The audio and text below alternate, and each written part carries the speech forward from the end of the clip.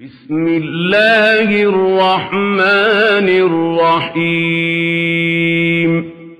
بسم الله الرحمن الرحيم ألم تر كيف فعل ربك بأصحاب الفيل ألم تر كيف فعل ربك بأصحاب الفيل ألم يجعل كيدهم في تضليل ألم يجعل كيدهم في تضليل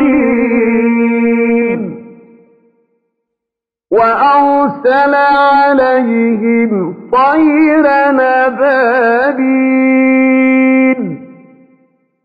وأرسل عليهم طيرا أبابيل ترميهم بحجارة من سجيل ترميهم بحجارة من سجيل فجعلهم كعصف مأكول فجعلهم كعصف مأكول